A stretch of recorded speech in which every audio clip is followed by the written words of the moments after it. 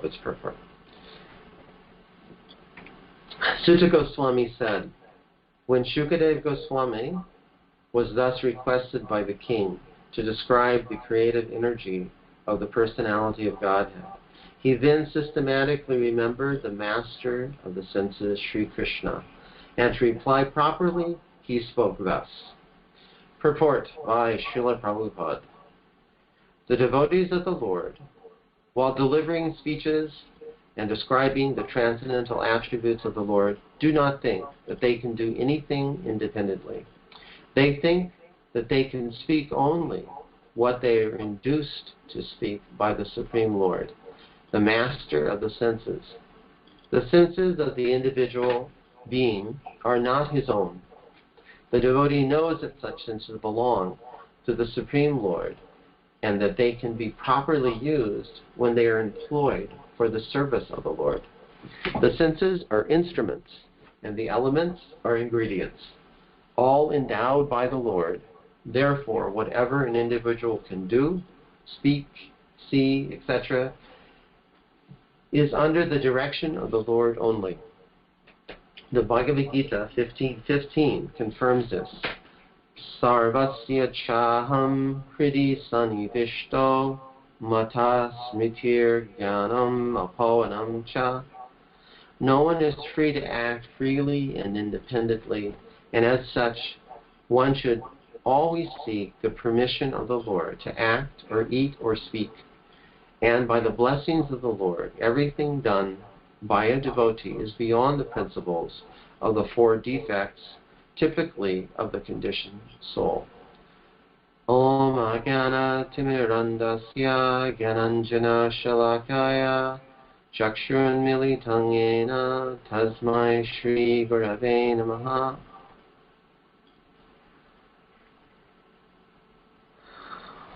So,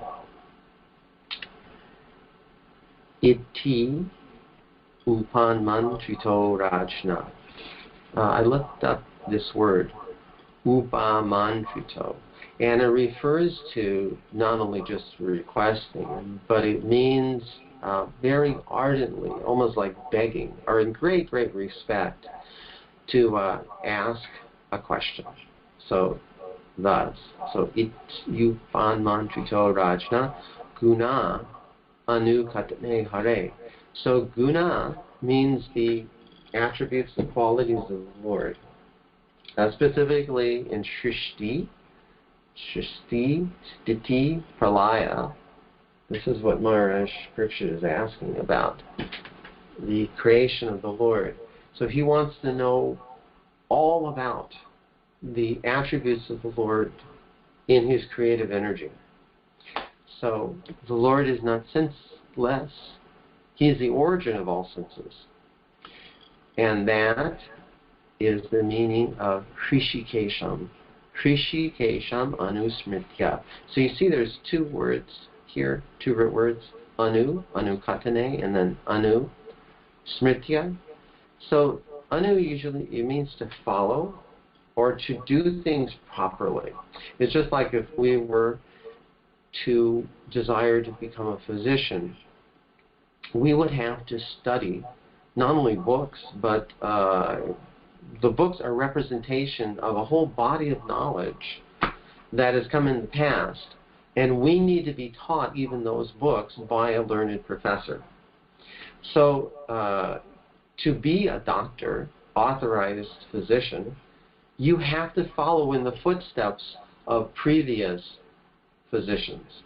So anusmritya and gunanu katane means that the proper inquirer is asking of the proper teacher all about the glories of the Lord in his creative energy. And both the person that's asking and the person that will answer are doing it in the proper way. And the proper way is to remember Hrishikesh, the master of the senses. So it says, Prati Vaktum, therefore in order to speak, Prachakrame. He systematically remembered the Lord. So now this is, I'll have to admit, this I don't have, I didn't take time to ask people that are actually knowledgeable in Sanskrit, but as far as I understand, chakra, says like cha means also or again and again, to do something over and again. And then kra or kri is to work or to do something. So chakra means you're going back and forth, back and forth. You know, you approach the subject matter and then you come back and then you approach it again in the same way, chakra. So prachakrame means to systematically do a series of activities. This is my understanding. I hope it's correct. So anusmritya prachakrame.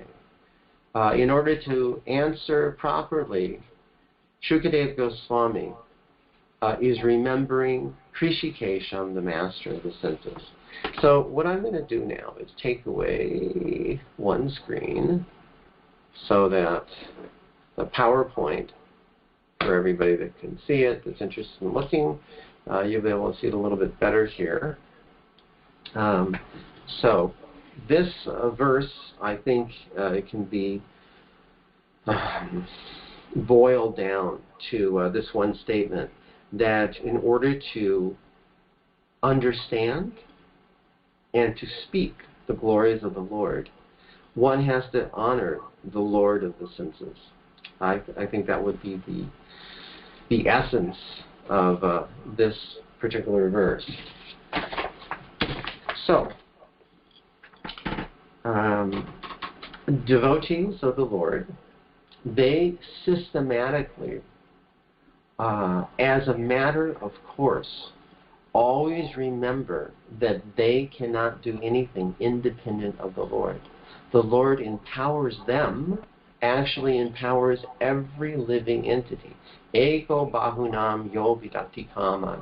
We are completely dependent on the Lord for everything. It's only out of illusion that we forget our connection and our dependence with Him. So the devotees, depending on their level of realization, they understand and honor that Lord. And to the degree that they understand their dependence on the Lord and honor the Lord of the senses, Śrī Kṛṣṇa, they are empowered to act in such a way that they're acting on the Lord's behalf.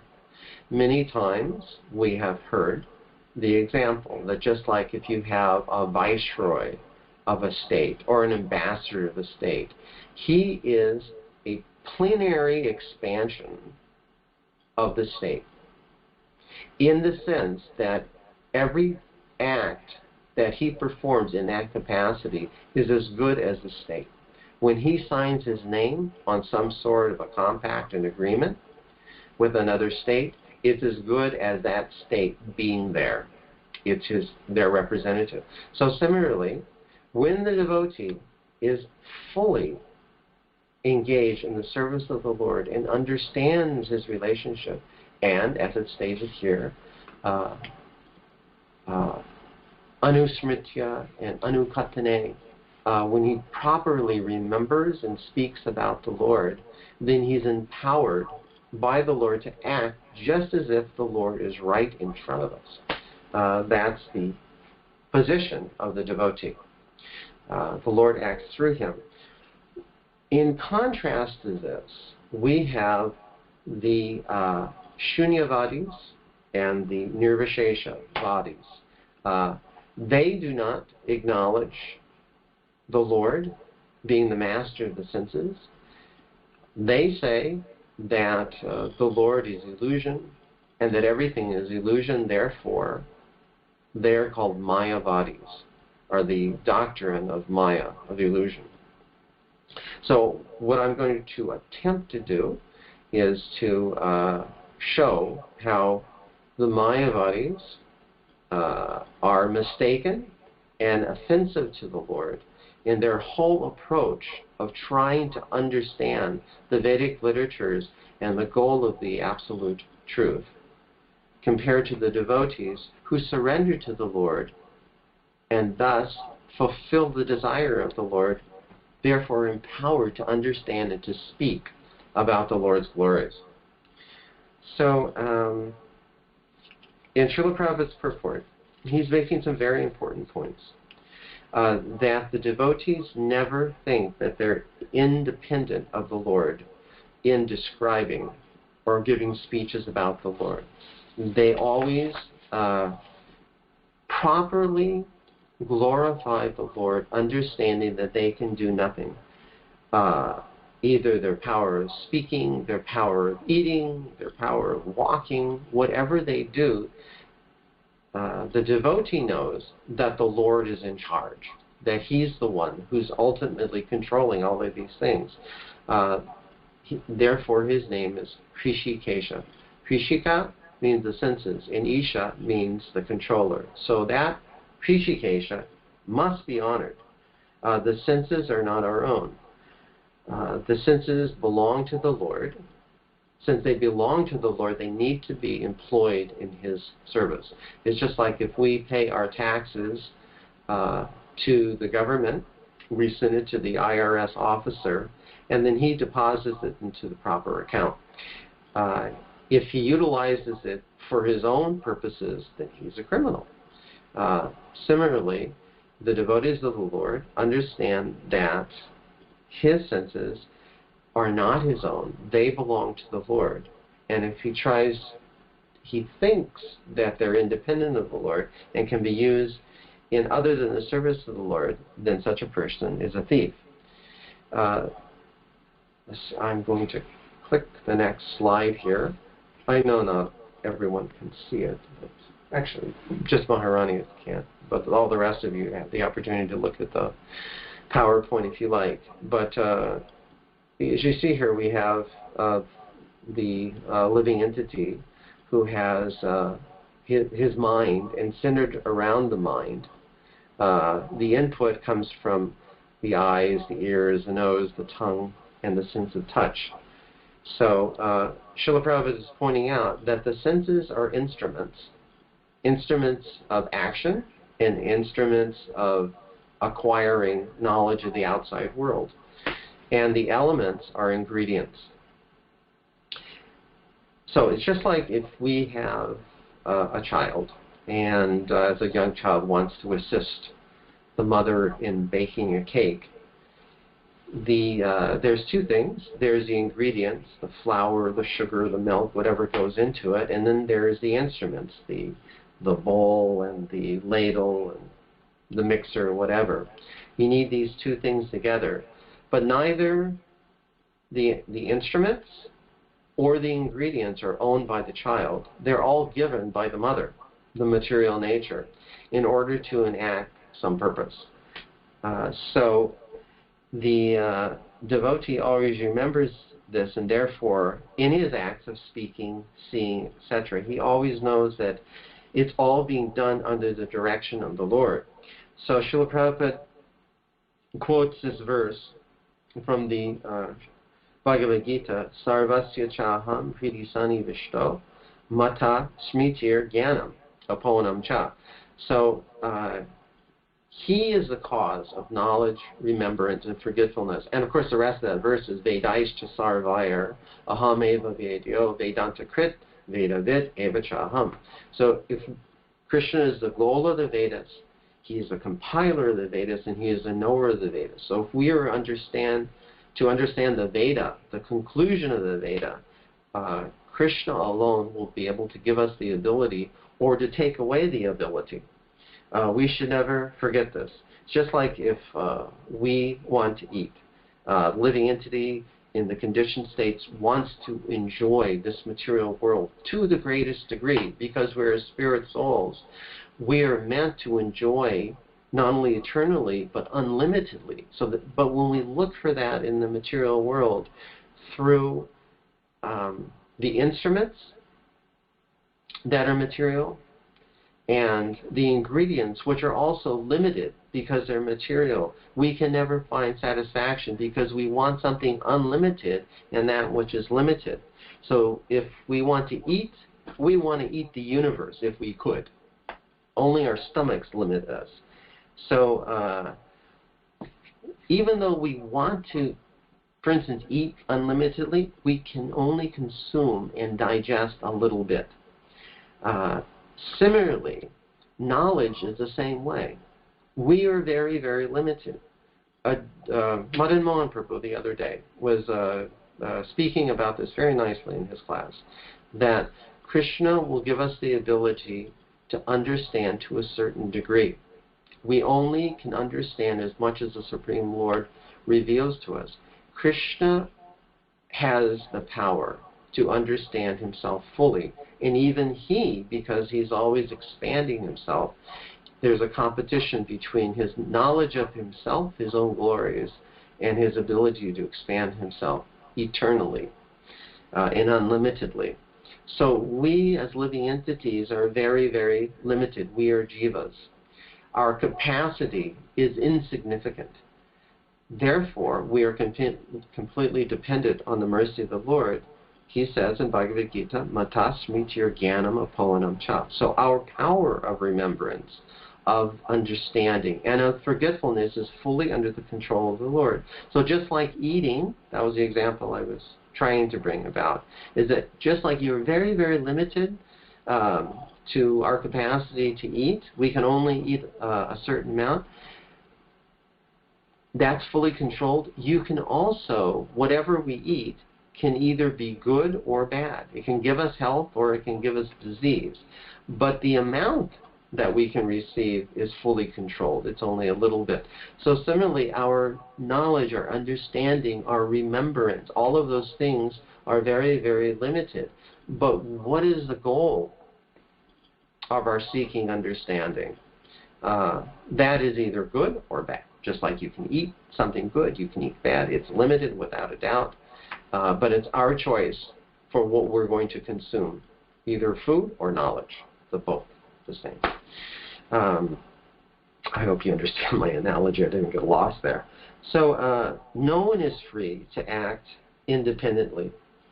So as such, we have to ask the permission of the Lord to speak, to eat, to act. Just like if we are a prisoner, we're all in this durga, this prison house of the material world. And as prisoners, all of our activities are very, very limited. In a prison, the guards are fully in control of the activities of the prisoners, being under the direction of the warden, but the representatives, the guards, make sure that you cannot eat, you cannot sleep, you cannot even say anything. It's fully, your movements are completely restricted. Everything is completely dependent upon the mercy of the guards, ultimately of the warden.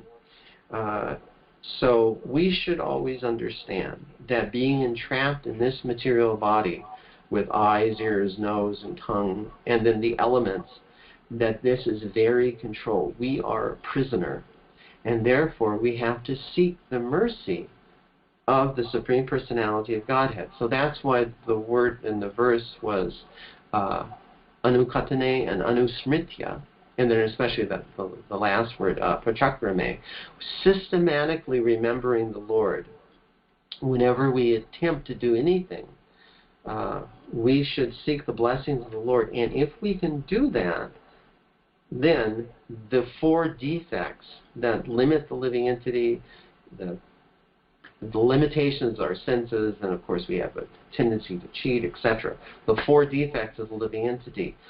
Although normally we are covered by these, it's just like the prisoner. If he pleases the the head executive, then he may get a pardon, and then he has as much as the state representative allows him, he'll have freedom.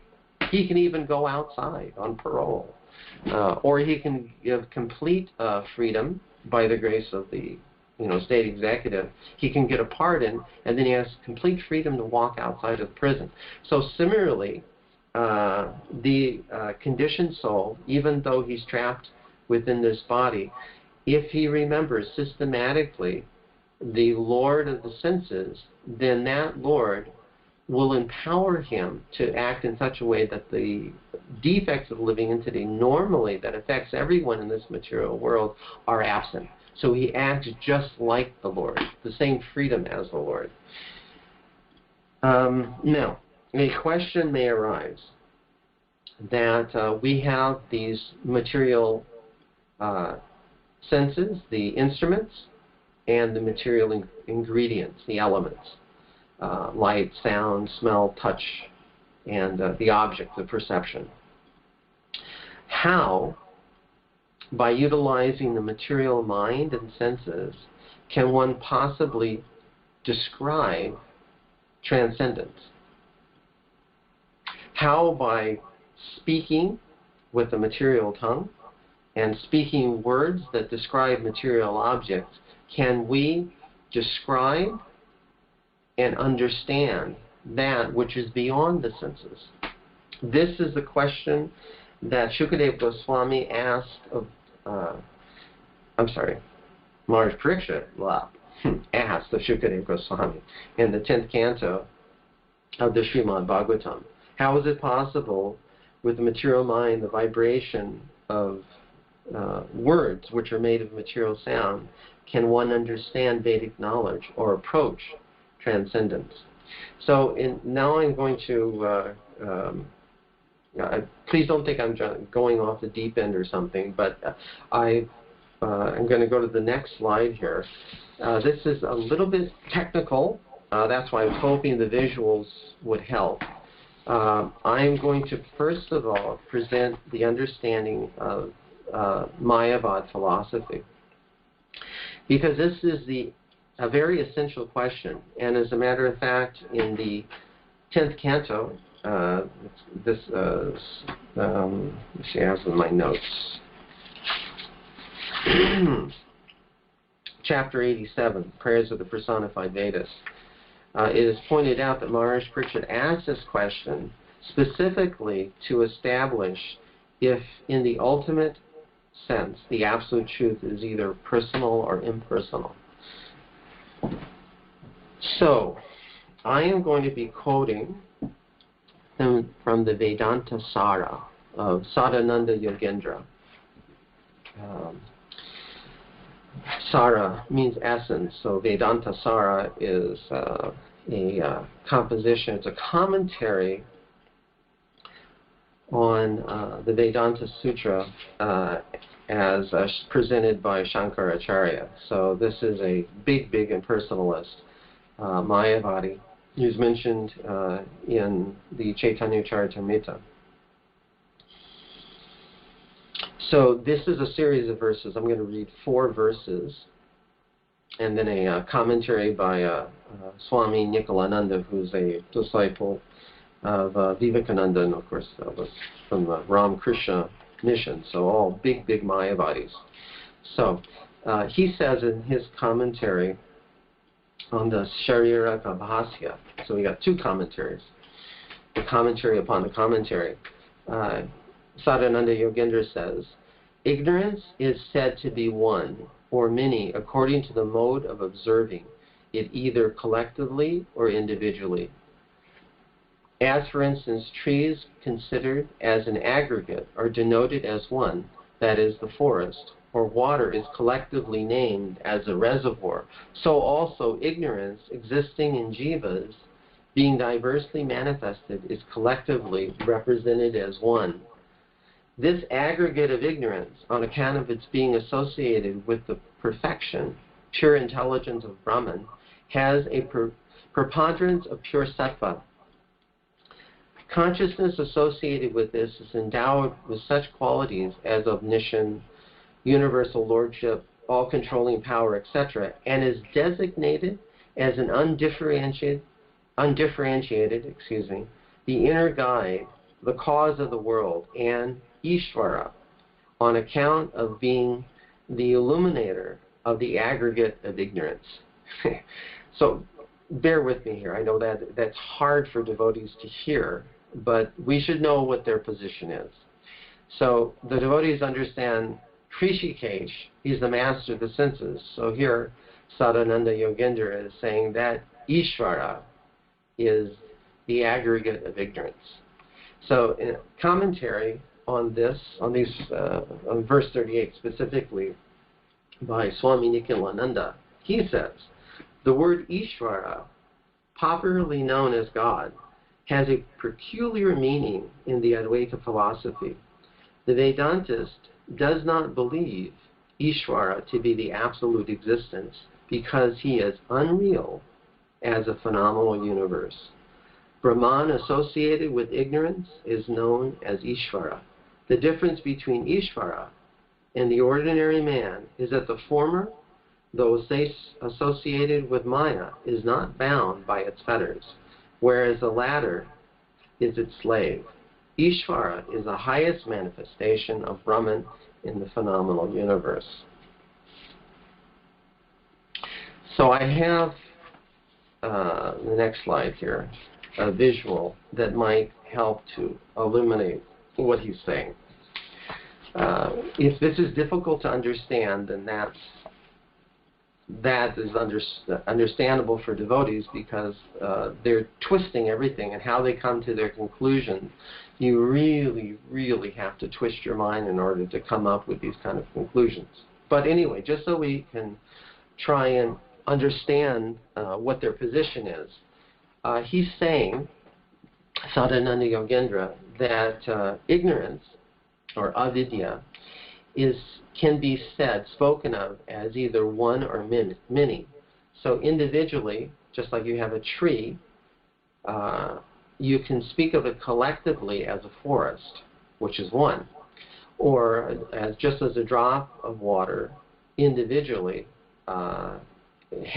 is an entity within itself. But when you speak about it as an aggregate, collectively, you can speak of it as a reservoir of water or an ocean. So similarly, their conclusion is that the living entities can be seen individually, but when you speak about them or understand them collectively, you call them the Ishvara, the controller, or the personality of Godhead. So the individual is covered by ignorance, and collectively you call the aggregate of all ignorance Ishvara, the personality of Godhead. Very offensive, but that is their position. So, in the prayers of the personified Vedas, I'm going to the next slide here, such a conclusion is completely refuted. The Lord has created the mind and the senses. He is the origin, as Śrī Kṛṣṇa. And he has created the mind and senses. This is the answer of Śukadeva Gosvāmī in the prayers of the personified Vedas. He's going to give an example, and then the personified Vedas will elaborate in a huge degree on this. But the point is that the Lord is the origin. Śrī Kṛṣṇa is the origin of the senses. And the mind and senses can be used for two purposes. Either they can be used for sense gratification, and thus the living entity transmigrates endlessly through the cycle of birth and death, or those same senses can be used for the purpose of liberation. So as far as how one can understand the absolute truth by utilizing the so-called material senses, this is being answered, that the Lord creates them for the purpose of either liberation or bondage. And then another point,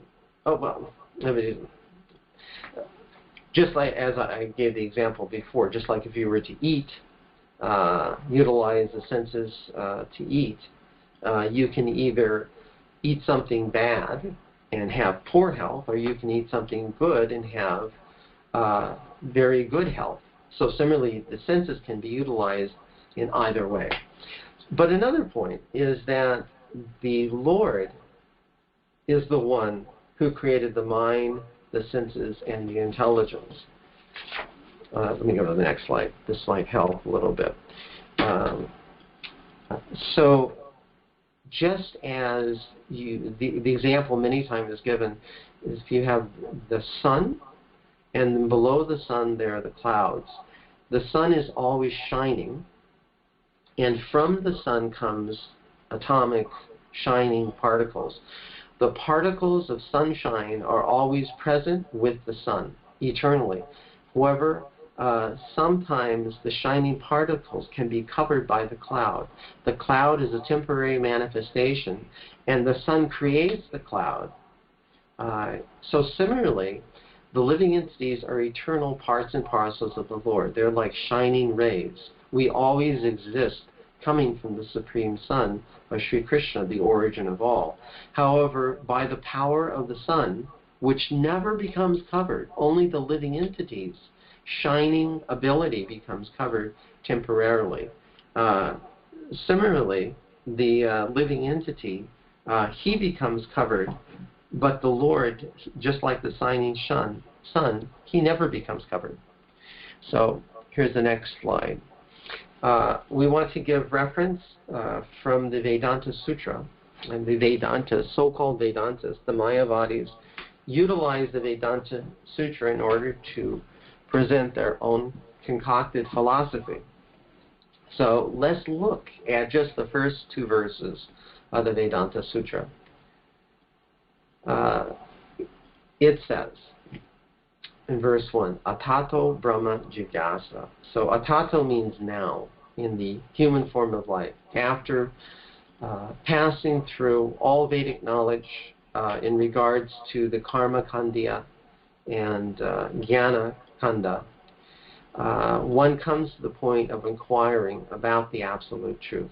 So therefore, the first sutra is Atato Brahma Jigyasa. One should now inquire into Brahman, the absolute truth. Then the next sutra answers this very question. This is the first verse that we find in the Srimad Bhagavatam, a commentary on the Vedanta Sutra. It says, Janma Yasya Yataha. So Janma means birth or creation. Adi means etc. So from birth, maintenance, and destruction, asya, of this, yata, from whom. So that means that Brahman is the source of Janma, Adi, birth, sustenance, and destruction. It's very clear in the sutra. That now is time to inquire about the absolute truth, Brahman. And what is that Brahman? It says he is the source of everything in the cosmic manifestation. All of his energies come from him. So it's very, very clear. Now, the problem is, for the Mayavadis, how to interpret this. So, if Brahman is one, how did the universe come about? Because if the universe has come about by Brahman as its source, how, if Brahman is one without a second, can he expand himself into the universe? Or if you say that, so they say that therefore the universe is illusion. So it doesn't, so they say it exists, then how is it possible? Because Brahman, how did Brahman manifest it? And if it doesn't exist, then if, in other words, if the material universe is considered to just be illusion, then why there's need for salvation? If it's all an illusion, why do you need a teacher? Why do you need enlightenment? So these are two problems we have. That if Brahman is the cause of the material universe, then it would limit Brahman. And if the universe really doesn't exist, if it's illusion, then why would we seek salvation? So the Mayavadis, the way that they get around this is they have this term, which you see here. It's Sat Asat Vachaniya. That means that the phenomenal world cannot be spoken of either as Sat or as Asat, either as existing or non-existing. So, of course, this makes absolutely no sense. But this is their paradox, and this is how they get around it. They just say that it cannot be spoken of either as existing or non-existing. So now just go to the next slide. I hope I'm not boring everybody. These are kind of technical, deep, philosophical points And it's difficult to understand because in order to do this, you need to really twist your mind. But this is what the Mayavadis do. So there's this word, exegesis. This means how to interpret especially religious text, Shastra. So there's different methods of exegesis. And this is in the Shastra. There's two ways. One is called Mukhya Vritti, or sometimes that's also called Lakshana, and it means the direct process. It's described by Srila Bhaktisiddhanta Saraswati Thakur that Gauna Vritti means what the definitions that you can find in the dictionary. It's very, very clear. Srila Prabhupada, when he would speak, he would sometimes use this point by saying, so what is God? Look up God, the definition of God in the dictionary. And the devotee would read the passage and said, the Supreme Being. It said, just see, the Supreme Being. So it's very, very clear. You can find the meaning in any dictionary. That is the direct, Mukhya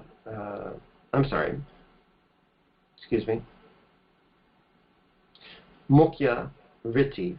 I'm sorry, I got the terms mixed up. Mukhya Vritti is called Abhida. So that is a direct understanding. So we have two signs here. One says very clearly, open 24 hours. And then the other sign is not very clear. It says business hours. I'm sure probably people have seen this before. It's kind of funny. It says business hours. We are open. Most days about 9 or 10. Occasionally as early as 7. But some days as late as 12 or 1.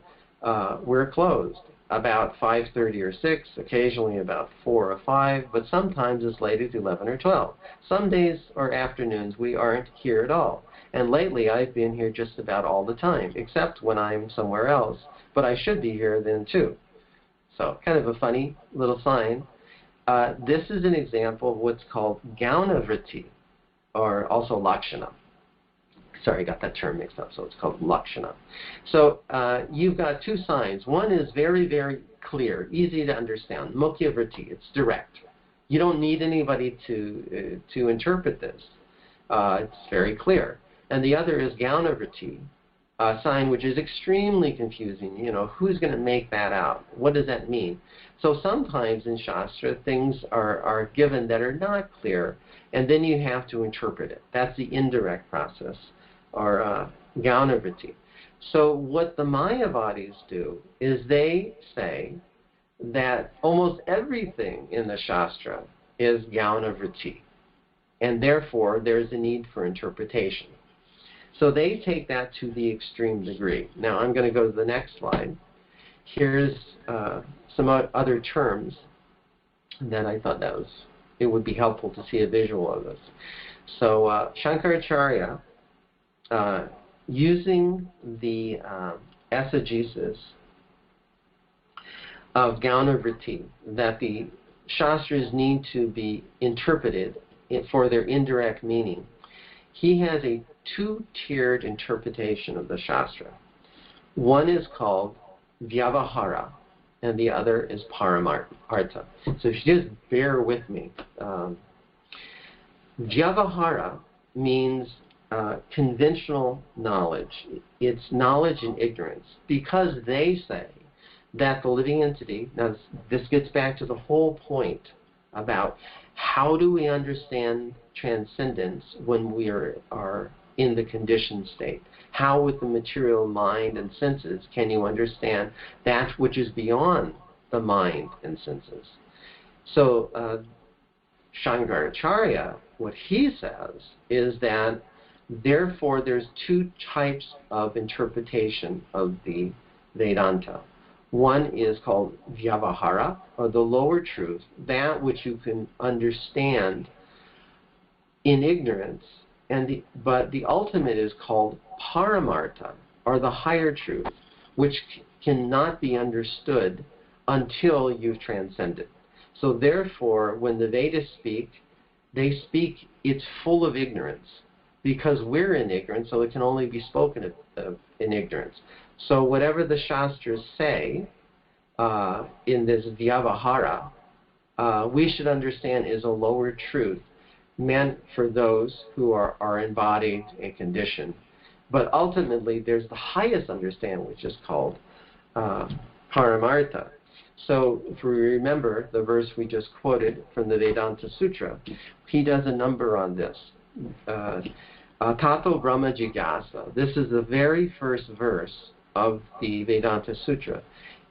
Very clearly it says that now is the time to inquire and understand about Brahman. So Shankaracharya is saying that yes, this is Paramartha. This is talk about the highest ultimate truth, which they say is impersonal and void.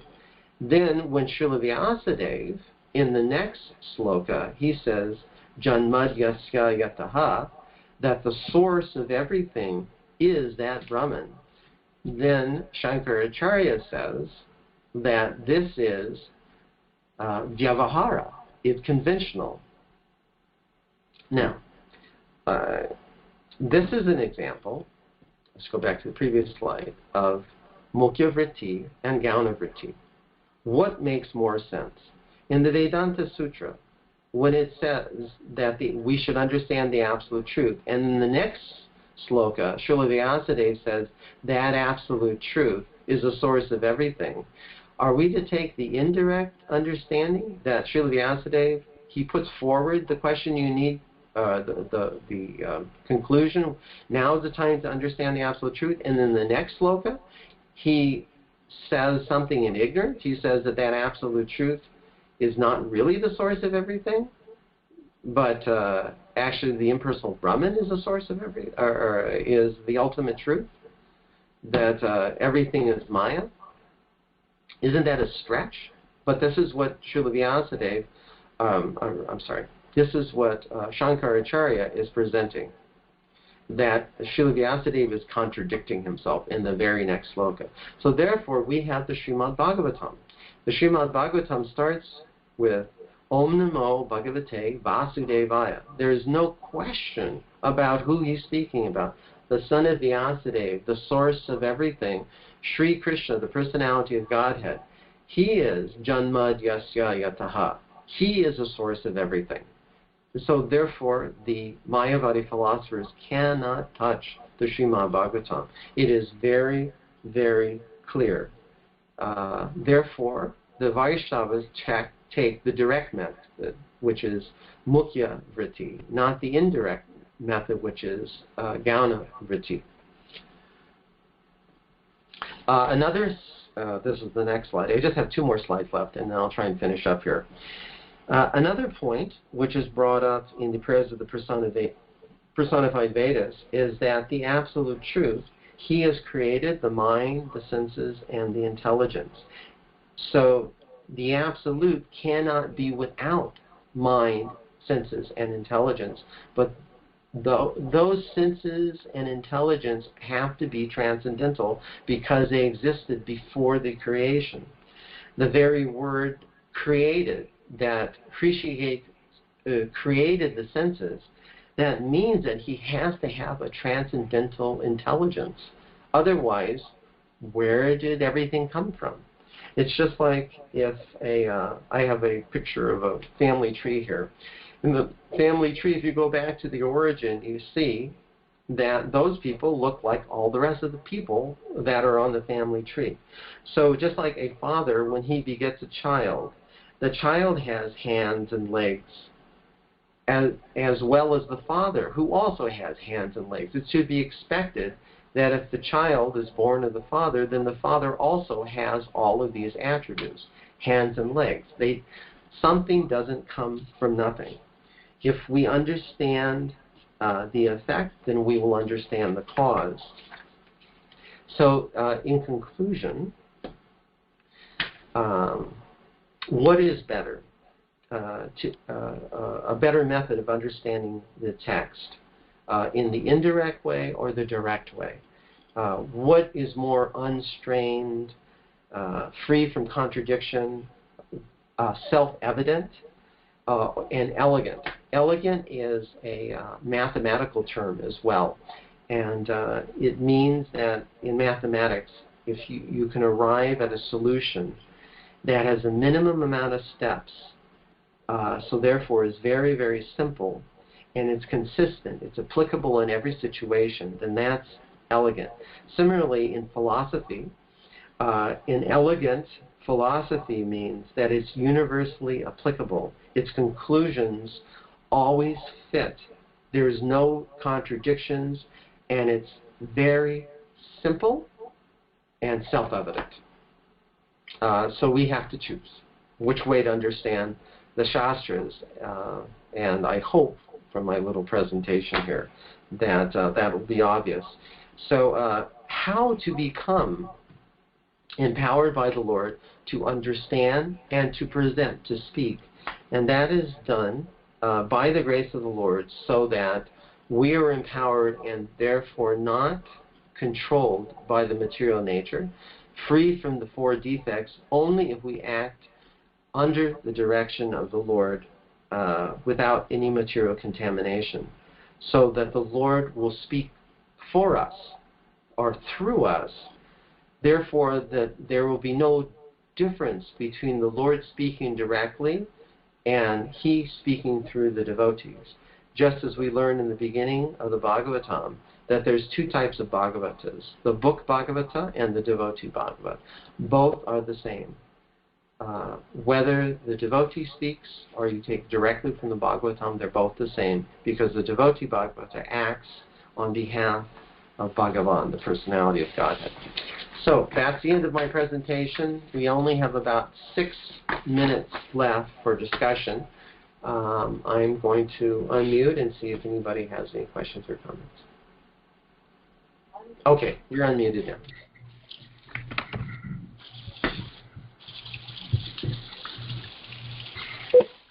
Wow, Ramananda Prabhu, I just wanted to say, when you said, I hope everybody's not getting bored with this, I was like, I out loud said, no way. I was just really leaning on the phone, waiting to hear everything that you had to say. It was just very good class. That's my new model for giving class. Thank you. Thank you. Thanks for the encouragement. Is Hanuman for shape? One. Maharaj, are you here online? Anyway, Maharaj? Yeah, I'm here. I'm just listening. I agree with the comment. Hare Krishna. Right. Maharaj, please have our humble obeisance. Accept our obeisance. All glory to Prabhupada. I just have a little short comment, and that is, thank God Srila Prabhupada started us right out with a personal conception. That the Mayavadi was very interesting to listen to, but interesting in the fact that it was just so dry and just tasteless, as opposed to the nectarian, personal, loving service that Prabhupada has given us in our understanding of the absolute truth. That's kind of what I was thinking of the whole time I was listening to that presentation. Is interesting in only in the sense that I was so much appreciating the personal conception that that is correct and that we're blessed with.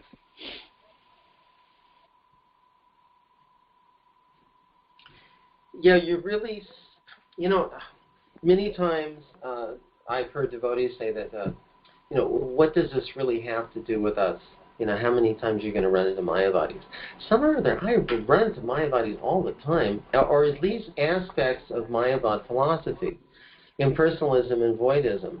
It's really prevalent. People think maybe they don't accept the Vedanta Sutras, because from Mayavad philosophy, the whole point is that you can interpret things however you want. It really doesn't matter. Everything's an illusion anyway. And so that trickles down into modern-day society, that you don't need a teacher. You can interpret things however you want. There's no God. Everything is void. It doesn't matter what you do. All of these things, they come from Sunyavad or Nirvishesh. They're greatly influenced by them. That's our truth. It's also there in the basic fundamental principles of science, no? Science is basically the way it's presented in Mayavad philosophy, and the origin of everything, evolution, because the same arguments apply. We use them. And then beyond that, if you go to mathematics itself, we're discussing it with the boys who are studying mathematics, started studying geometry in high school, and you push them to go back to the actual postulates of Euclid, and then the teachers become bemused because nobody asks about that. But yeah, it comes back to the same thing, that you're being taught mathematics, we're being taught grammar, we're being taught science, we're being taught evolution, and very cleverly introduced all on the basis of Mayavad philosophy without too much discussion. Yeah, it's like the basic premise. It's like it seems like modern science has embraced Mayavad philosophy because it fits into their demoniac mentality. You want to control the universe. You want to become God. So this fits in nicely.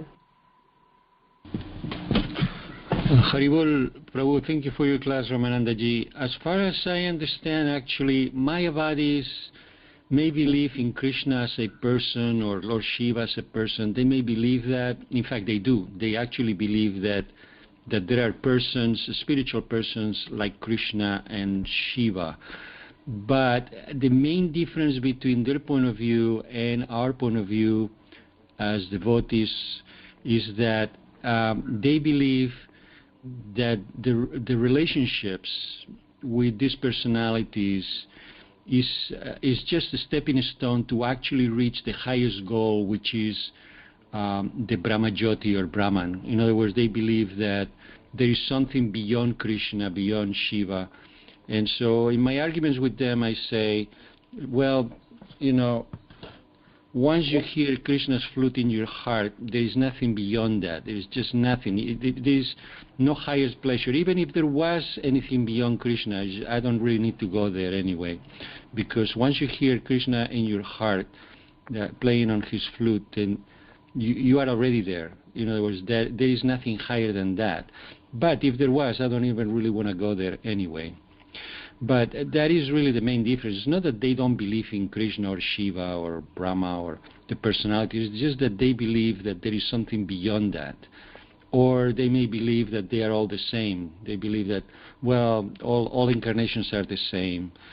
Krishna is the same as, Rama or Lord Rama or Lord Baraha, or they believe that they are all the same. Well, we believe that Lord Krishna, Govinda Madipurusham Tamaham Bhajami, he is the Supreme Personality of Godhead. He's always playing on his flute, and he is the source of all incarnations, not that, all incarnations are the same.